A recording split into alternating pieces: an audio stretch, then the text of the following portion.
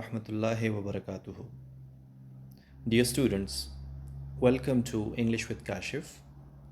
Dear students, आज की इस वीडियो में हम डिस्कस करेंगे subject verb agreement. Subject verb agreement को समझना बहुत ज़रूरी है क्योंकि मेजॉरिटी ऑफ टेंसेस में सब्जेक्ट वर्ब एग्रीमेंट का यूज़ होता है और अगर आपको सब्जेक्ट वर्ब के एग्रीमेंट का पता ना हो तो बहुत ज़्यादा गलतियाँ होने का इम्कान है। इसीलिए आज की वीडियो में मैं आपको तफसीली तौर पर बताऊंगा कि सब्जेक्ट वर्ब एग्रीमेंट किन किन टेंसेस में किन किन मौक़ों पे किन किन रूल्स के तहत इस्तेमाल होता है। लेकिन उससे पहले ये समझना ज़रूरी है कि सब्जेक्ट क्या है और वर्ब क्या है। सब्जेक्ट हम उर्दू में कहते हैं फ़ाइल यानी काम करने वाला, जैसे कि दे आर प्लेइंग फुटबॉल, वो फुटबॉल खेल रहे हैं। तो खेलना एक अमल है जिसको ये लोग दे कर रहे हैं, इसीलिए दे सब्जेक्ट बन गया।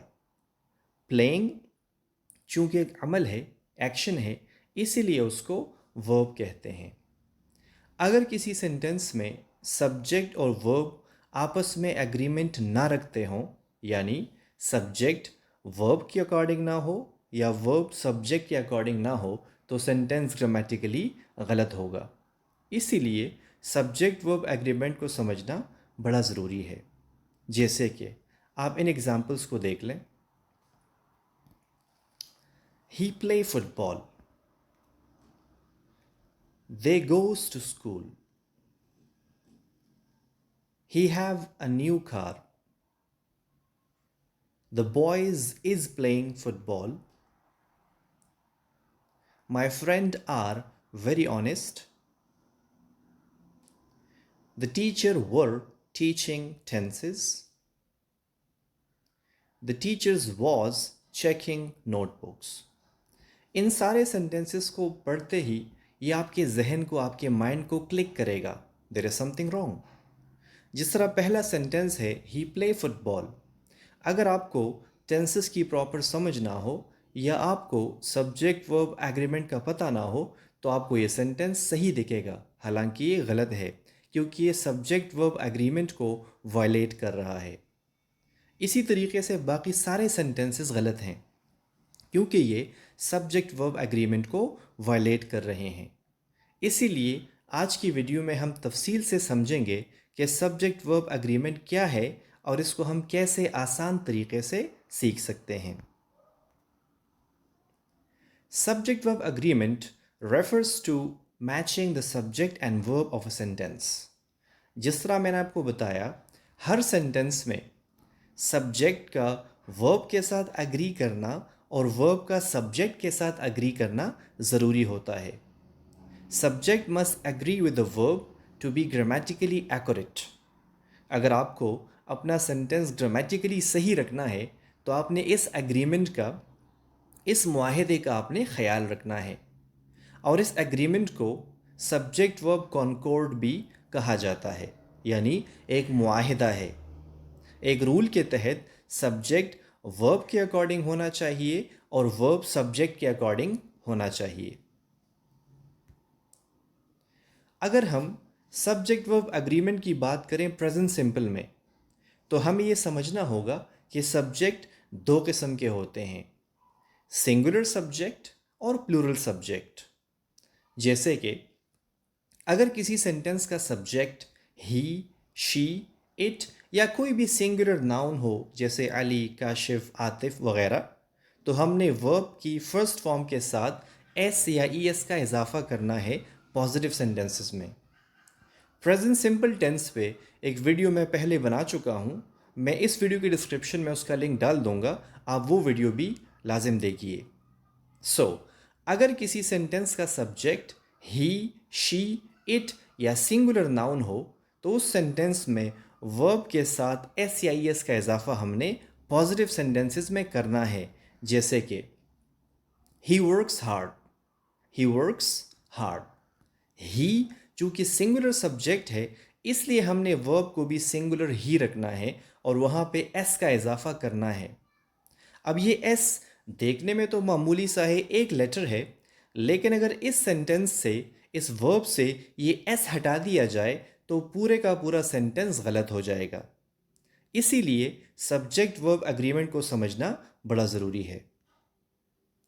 She writes interesting stories. इस सेंटेंस में देख लें, इजाफा है सिर्फ एस का। क्योंकि सब्जेक्ट शी है तो हमने, सिंगुलर है, तो हमने वर्ब को भी सिंगुलर ही रखना है। तो वर्ब के साथ अगर ये एस हटा दिया जाए और सेंटेंस को ऐसे पढ़ा जाए, शी राइट इंटरेस्टिंग स्टोरीज, तो ये सेंटेंस ग्रामेटिकली गलत होगा according to the rules of present simple tense. Wasif reads books. Wasif is a singular noun. As a subject ये सिंगुलर है तो हमने वर्ब के साथ एस का इजाफा लाजिम करना है। अगर इसको ऐसे पढ़ा जाए, वासिफ रीड बुक्स, तो ये सेंटेंस ग्रामेटिकली गलत होगा। इट रन्स वेरी फास्ट, जैसे कि dog, this dog runs very fast, या इट रन्स वेरी फास्ट।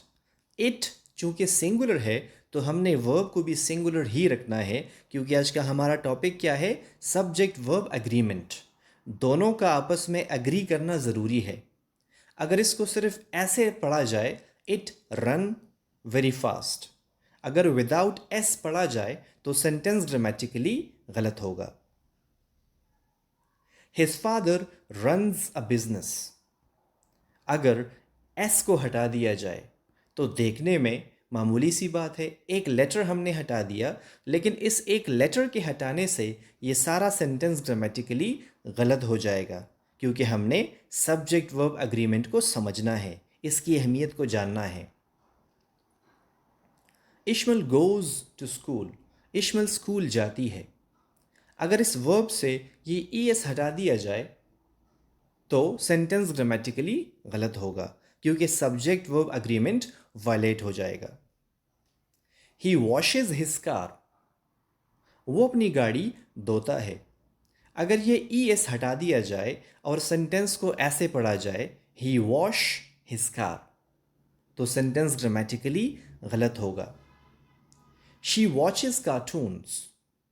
अगर इसको ऐसे पढ़ा जाए, she watch cartoons, E S हटा दिया जाए तो सेंटेंस ग्रामेटिकली गलत हो जाएगा। डियर स्टूडेंट्स, अगर आपके जहन में, आपके माइंड में क्वेश्चन आ रहा है कि कुछ वर्ब्स के साथ सिर्फ एस का इजाफा है और कुछ के साथ ई एस का इजाफा है, ये क्यों? तो ये रूल मैं प्रेजेंट सिंपल टेंस में तफसील के साथ समझा चुका हूँ। आप डिस्क्रिप्शन में जाके प्रेजेंट सिंपल वाला लिंक क्लिक करके वो वीडियो लाजिम देखिए। प्रेजेंट सिंपल में अगर पोजेशन की बात की जाए, पोजेसिव यानी मिल्कियत, आप किसी चीज़ के मालिक हैं, जैसे कि I have a big house.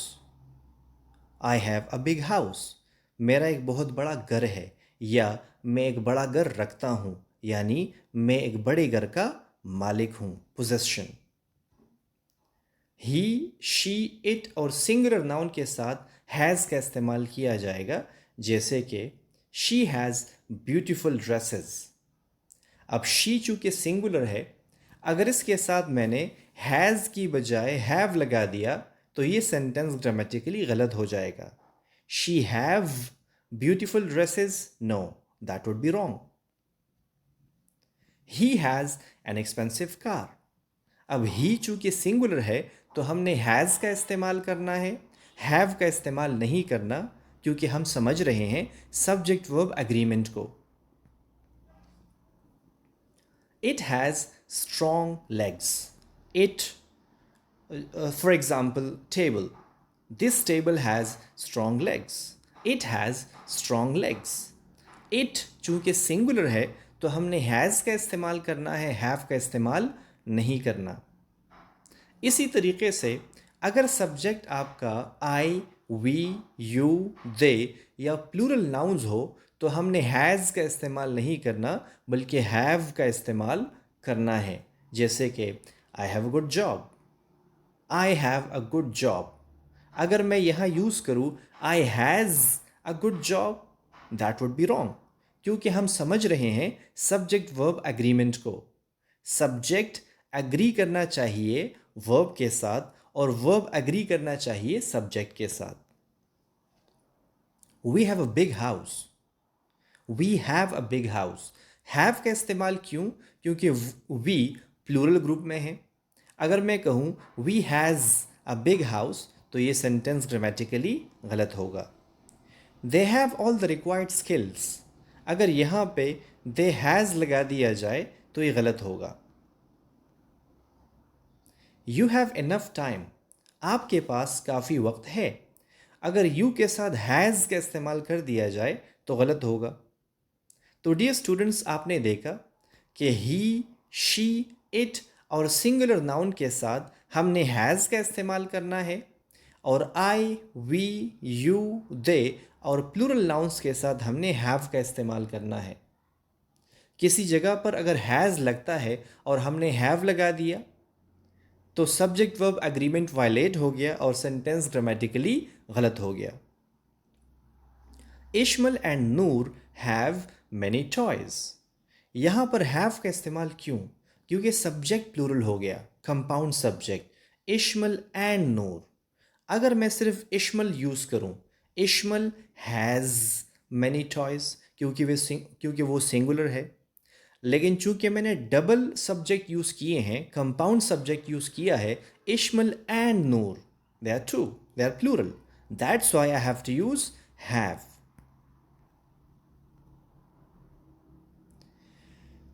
Dear students, अभी हम डिस्कस करेंगे सब्जेक्ट वर्ब एग्रीमेंट को प्रेजेंट कंटिन्यूस टेंस में। ये बड़ा ही सादा है, बड़ा ही आसान है। अगर आपका सब्जेक्ट ही, शी, इट या सिंगुलर नाउन हुआ तो हमने इज़ का इस्तेमाल करना है। जैसे कि he is eating mangoes, she is watching a documentary, Tauseef is revising his lessons. तो आपने देखा कि जब सब्जेक्ट ही, शी, इट या कोई सिंगुलर नाउन था तो मैंने इज़ का इस्तेमाल किया। अगर मैं ऐसे कहूँ ही आर ईटिंग मैंगोज, गलत है। She are watching a documentary, गलत है। Tauseef am revising his lessons, गलत है। क्योंकि हमने सब्जेक्ट वर्ब एग्रीमेंट का ख्याल रखना है। वी, यू, दे और प्लूरल नाउन्स के साथ हमने आर का इस्तेमाल करना है। जैसे we are cleaning our house, you are driving carelessly, they are discussing an important topic. Kashif and Talha are going to library. इसी तरीके से अगर आई बतौर सब्जेक्ट यूज़ हुआ हो तो हमने क्या करना है? I am writing an important report, I am recording a video. So यहाँ पर हमने इज़ एम आर का इस्तेमाल करना है, लेकिन सब्जेक्ट को देख के करना है। अगर ही है तो इज़ का इस्तेमाल करना है, ही के साथ आर गलत होगा। अगर वी है तो हमने आर का इस्तेमाल करना है, वी के साथ इज़ गलत होगा। डियर स्टूडेंट्स, अभी हम देखते हैं कि सब्जेक्ट वर्ब एग्रीमेंट को हम प्रेजेंट परफेक्ट टेंस में कैसे फॉलो करते हैं। अगर प्रेजेंट परफेक्ट में सब्जेक्ट ही, शी, इट या कोई सिंगुलर नाउन हुआ तो हमने हैज़ का इस्तेमाल करना है। जैसे कि he has written impressive essays. Subject चूंकि सिंगुलर है तो हमने हैज़ का इस्तेमाल किया। She has explained all these topics, once again subject is singular and that's why I'm using has. It has broken all my toys. आपने कोई dog पाल रखा है जिसने आपके सारे खिलौने तोड़ दिए तो आप कह रहे हैं it has broken all my toys. It क्योंकि वो सिंगुलर है तो हमने हैज़ का इस्तेमाल किया। Wasif has eaten all the cake. Wasif is also singular and that's why I have to use has. So subject अगर आपका इस ग्रुप से हुआ जैसे कि आई, वी, यू, दे और प्लूरल नाउन्स तो हमने यहाँ पे हैव का इस्तेमाल करना है। इनके साथ हैज़ का इस्तेमाल गलत होगा। जैसे कि I have read great expectations, ये एक बुक का नाम है। जैसे कि we have taken an exam और we have taken the exam. जैसे कि you have made many mistakes, they have guided us, Atif and Tauseef have solved the problem. तो डियर स्टूडेंट्स, आपने देखा कि जहाँ पे सब्जेक्ट ही, शी, इट या कोई सिंगुलर नाउन था तो मैंने हैज़ का इस्तेमाल किया, और जब सब्जेक्ट आई, वी, यू, दे या कोई प्लूरल नाउन्स जैसे कि आतिफ एंड तौसीफ, तो वहाँ पे मैंने हैव का इस्तेमाल किया। अभी हम देखते हैं प्रेजेंट परफेक्ट कंटिन्यूस टेंस में सब्जेक्ट वर्ब एग्रीमेंट क्या होता है। अगर आपका सब्जेक्ट ही, शी, इट या कोई सिंगुलर नाउन हुआ तो आपने हैज़ का इस्तेमाल करना है, लेकिन चूंकि टेंस परफेक्ट कंटिन्यूस है तो हमने बीन का इस्तेमाल साथ करना है। जैसे कि he has been reading a book for 2 hours. अगर यहाँ पे मैं ऐसे कहूँ he have been reading a book for 2 hours, that would be grammatically wrong. She has been working here since 2010। अब यहाँ पे हैज़ का इस्तेमाल क्यों है? क्योंकि सब्जेक्ट सिंगुलर है। अगर मैं कहूँ she have been working here since 2010, ये गलत होगा। It has been disturbing me, has का इस्तेमाल क्योंकि सब्जेक्ट इट है और वो सिंगुलर है। Kashif has been teaching English for 13 years. Kashif चूंकि सिंगुलर सब्जेक्ट है तो मैंने हैज़ का इस्तेमाल किया। अगर सब्जेक्ट आपका आई, वी, यू, दे या कोई प्लूरल नाउन्स हुए तो हमने हैव का इस्तेमाल करना है। यही स्ट्रक्चर आपने परफेक्ट टेंस में भी देखा, लेकिन यहाँ पे चूंकि टेंस डिफरेंट हो गया, परफेक्ट कंटिन्यूस हो गया, तो हमने बीन का इजाफा कर दिया। I have been waiting for the bus. अगर मैं कहूँ आई हैज़ बीन वेटिंग, गलत होगा। We have been learning English language for 3 years. अगर मैं कहूँ we has been, that would be wrong. You have been doing this since long. आप you has नहीं कह सकते, आपने you have been ही कहना है। Kashif and Atif have been helping him for more than 2 years. अब यहाँ पे चूंकि सब्जेक्ट प्लूरल है, Kashif and Atif compound subject है, तो मैंने हैज़ बीन की बजाय हैव बीन लगा दिया। आपने ऊपर देखा जब मैंने सिर्फ काशिफ इस्तेमाल किया सिंगुलर सब्जेक्ट के तौर पे, तो काशिफ हैज़ बीन टीचिंग, लेकिन नीचे चूंकि मैंने सब्जेक्ट को डबल कर दिया, प्लूरल कर दिया, कंपाउंड बना दिया, तो वहाँ पे मैंने हैव बीन का इस्तेमाल किया। अभी हम देखते हैं कि पास्ट कंटिन्यूस टेंस में सब्जेक्ट वर्ब एग्रीमेंट कैसे फॉलो किया जाता है। अगर आपका subject I, he, she, it या कोई सिंगुलर नाउन हुआ तो आपने वॉज का इस्तेमाल करना है। जैसे कि he was helping his younger brother, he was helping. मैं यहाँ अगर लगाऊँ ही वर हेल्पिंग, ये गलत होगा। इसमें एक एक्सेप्शन भी है, लेकिन वो हम किसी और वीडियो में डिस्कस करेंगे इंशाल्लाह। यहाँ पे आप सिंपली ये समझें कि अगर सब्जेक्ट आपका आई, ही, शी, इट या कोई सिंगुलर नाउन हुआ तो आपने वॉज का इस्तेमाल करना है। जैसे कि एग्जाम्पल में आपने देखा he was, I was cleaning the floor, she was reading an article. अब अगर मैं लगाऊं ही वर हेल्पिंग या आई वर क्लीनिंग या शी वर रीडिंग, ये गलत होगा, सब्जेक्ट वर्ब एग्रीमेंट वायलेट होगा। अगर सब्जेक्ट वी, यू, दे या कोई प्लूरल नाउन्स हुए तो हमने वर का इस्तेमाल करना है। जैसे कि वी वर प्लेइंग फुटबॉल। अगर यहाँ पे मैं ऐसे कहूँ वी वॉज प्लेइंग फुटबॉल, ये गलत होगा क्योंकि हम सब्जेक्ट वर्ब एग्रीमेंट को वायलेट कर रहे हैं। You were explaining very well. अगर मैं कहूँ you was explaining very well, ये गलत होगा क्योंकि सब्जेक्ट वर्ब एग्रीमेंट वायलेट हो रहा है। दे वर लिसनिंग वेरी अटेंटिवली। हम वर का इस्तेमाल क्यों कर रहे हैं? क्योंकि सब्जेक्ट प्लूरल है। सो आपने देखा कि जहाँ पर वर का इस्तेमाल होना चाहिए वहाँ पर आपने सिर्फ वर ही इस्तेमाल करना है। अगर वी के साथ वॉज लगाएंगे या ही के साथ वर लगाएंगे तो सेंटेंस आपका ग्रामेटिकली गलत हो जाएगा। Atif and Tauseef were discussing an important matter. Were का इस्तेमाल क्यों? क्योंकि सब्जेक्ट प्लूरल है, सब्जेक्ट कंपाउंड है।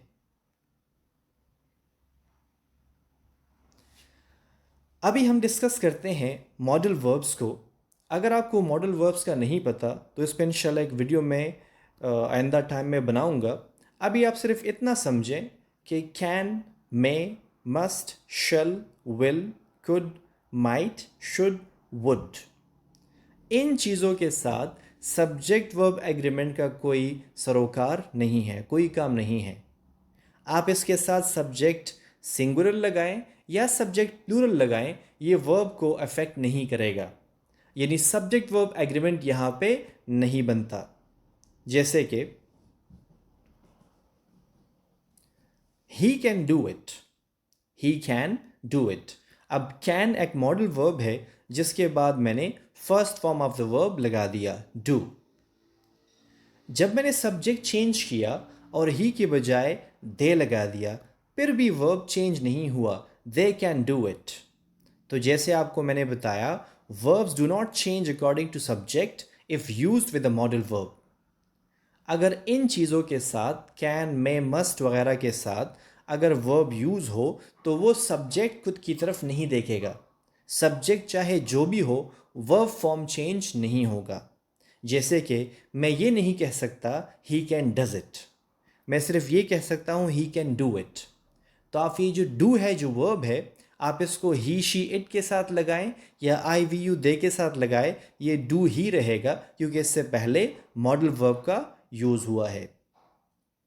You must do it, must के बाद आपने देखा डू, सब्जेक्ट क्या है? यू। जब मैंने शी लगा दिया एज अ सब्जेक्ट, फिर भी वर्ब फॉर्म चेंज नहीं हुआ, she must do it. Ali should do it, Ali singular है लेकिन शुड चूँकि मॉडल वर्ब है उसके बाद डू का इस्तेमाल है। इसी तरह Ali and Ahmed should do it, मैंने सब्जेक्ट को मुख्तलिफ तरीक़ों से चेंज किया लेकिन सब्जेक्ट के चेंज करने से वर्ब पे कोई फ़र्क नहीं पड़ा क्योंकि वर्ब से पहले मॉडल वर्ब का इस्तेमाल हुआ है। समझने की बात यह है कि जब भी मॉडल वर्ब यूज़ होगा किसी सेंटेंस में तो वहाँ पे हमने सब्जेक्ट वर्ब एग्रीमेंट को नहीं देखना क्योंकि वहाँ पे verb according to subject change नहीं होगा, वो सेम ही रहेगा। जिस तरह he, they, you, she, Ali, ये चार डिफरेंट सब्जेक्ट्स हैं लेकिन चारों के बाद हमने वर्ब फॉर्म को देखा, वो क्या? सेम रहा, डू। इनडेफिनिट प्रोनाउंस, अगर आपको इनडेफिनिट प्रोनाउंस का नहीं पता तो इस पर इंशाल्लाह पार्ट्स ऑफ स्पीच सीरीज़ में वीडियो आएगी, आप वो देखिएगा।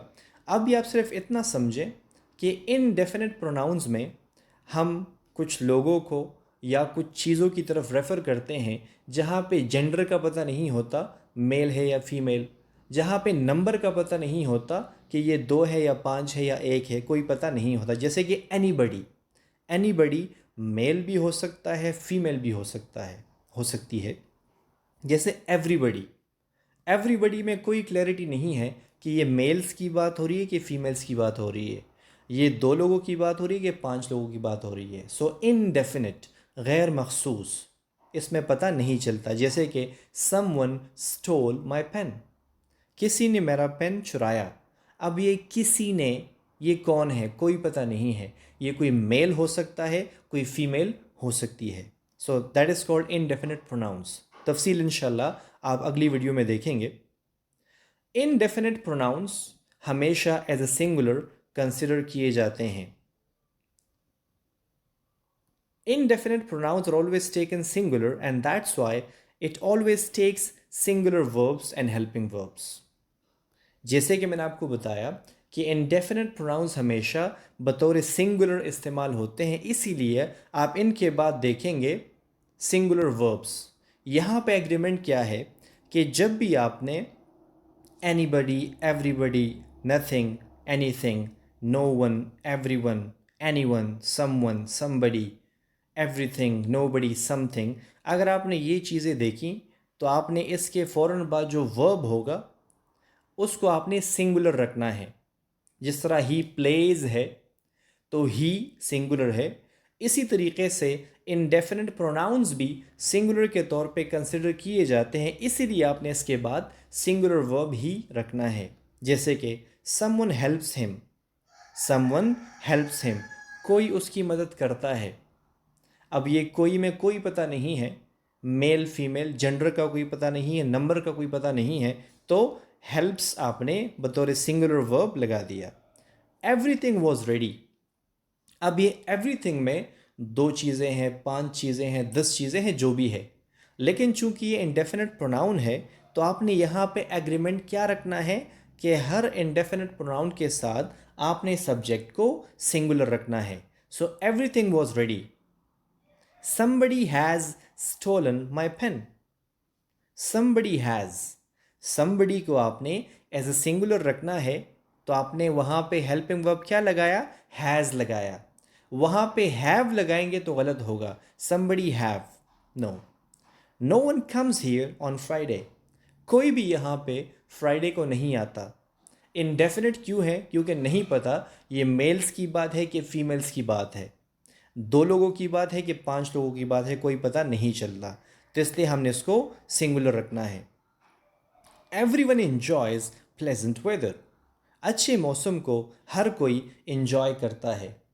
So everyone is an indefinite pronoun and you have to keep the verb singular with it, and that's why you can see everyone enjoys pleasant weather. Nothing is left, सब कुछ ख़त्म हो चुका है, कोई भी चीज़ बाकी नहीं है। तो ये नथिंग में चीज़ क्या है पता नहीं है, बट नथिंग इज़ लेफ्ट, सो हमने इसको बतौर सिंगुलर रखा।